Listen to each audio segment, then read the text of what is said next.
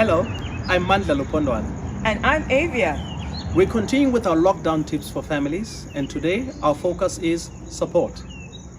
Galatians 6 verse 9 says, So, let's not get tired of doing what is good.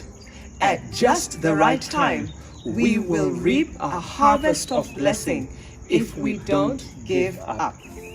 Some of us have to work during this lockdown period. Some have to go out of the home and work because we're essential services. Some have to work, but they have to work remotely from home. And thirdly, some of our children have restarted school, but they're doing so remotely from home. Today, we're going to talk about how we can provide support to those categories of people during this lockdown period. We're going to start with those who have to work outside the home. When you wake up in the morning and you have to leave to go to work, and you're leaving family members behind who are relaxed, chilling the whole day while you're out there working at the risk of catching the virus, it would be nice if you came home and you found that your usual chores and responsibilities have been taken care of. You're not coming back to a second shift. You're just coming back to relax, to rest, to unwind, because somebody chose to support you while you were at work by taking care of your household chores while you were not around.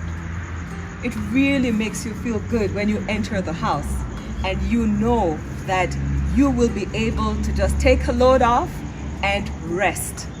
It really makes you feel welcomed and appreciated.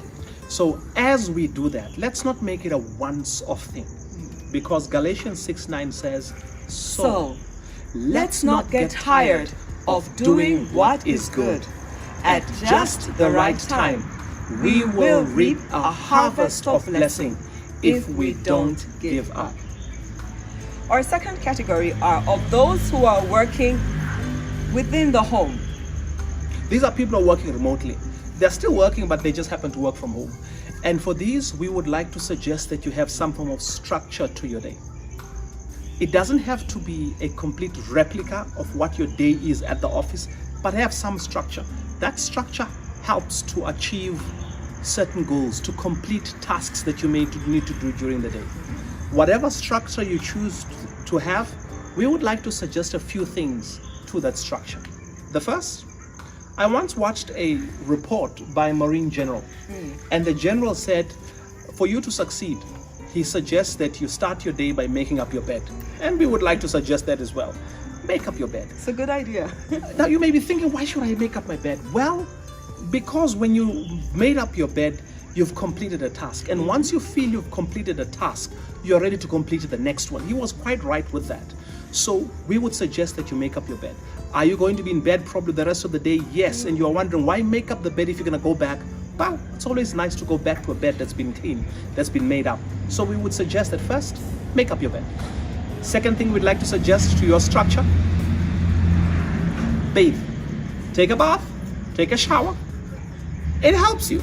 It helps. It becomes a second completed task that you have during the day. And it also helps you to feel revitalized and refreshed after showering. Ready to face a new day. Yeah. So the second thing we'd like to propose to your structure, take a shower. You may be thinking, I don't have to go anywhere. Yes, but you're going to feel nice and you're going to feel like you've completed something.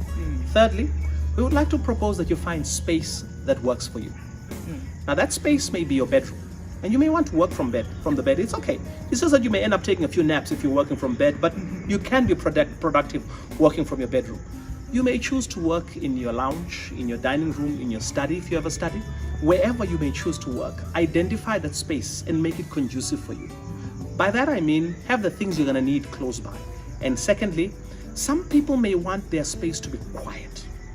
If you're that kind of a person, let the family know so that they can provide support by lowering down volumes, by playing at someplace else in the house where you will be able to have the peace and quiet that you need. Other people? Well, they have to do video conferencing or do conference calls. Let us make sure that where we are within the home is conducive to do those various activities. Make sure the family knows that, look, this is what I'm going to be doing now, so that you won't be disturbed or no uncomfortable, situations may crop up. True, because sometimes you could be having small children who don't understand the concept of a video call, and you are there busy in a video call formally, having serious discussions, and your 2-year-old walks into the room. Please don't do these awkward things we've seen on television where people are trying to hide the children or giving them a bad look, because you're just going to look nasty. Video captures everything. Just excuse yourself and take care of the child and attend to them without creating a scene. People understand you're working from home. They understand you're not working from a boardroom. Those things will happen. Just prepare yourself. You don't have to panic. For those people who need a little bit of noise when they are working in their space, organize the noise. The noise could be radio, Music. could be TV in the background. Get it, whatever works for you, get space that works for you. And when your family members are taking care of the children, keeping the kids away, lowering the volume, allowing you to have the space you need, they are providing support to you. And please don't make it a once-off thing. Do it continuously. Because Galatians 6:9 says, So, let's not get tired of doing what is good. At just the right time, we will reap a harvest of blessing if we don't give up. Our final category are our children. With the lockdown, many of our children, they're doing work from home. And as they work remotely, the support they need is to be reminded to wake up in the morning. Yes. Be reminded that they have school tasks to do. Check up on them from time to time, because kids are kids, and if there's no one supervising them, they could get carried away with their long break or short break. They could get carried away with their lunch break. They may actually start a task and not complete it. So part of the support we provide to them is to just follow up to see if they're doing it. Don't put a lot of pressure, because they're at home now. They have more time to complete their tasks. But we provide that support, not as a once-off thing, but as a regular thing. Because as much as we may be working from home or leaving the house to go to work, now that they are also studying, it's their work and they need that kind of support as well. If they need a space to work in, help them with that kind of space so that they can succeed in their studies as well. Remember, Galatians 6:9. So, let's not get tired of doing what is good. At just the right time, we will reap a harvest of blessing if we don't give up. Until next time, thank you very much. Have a wonderful evening.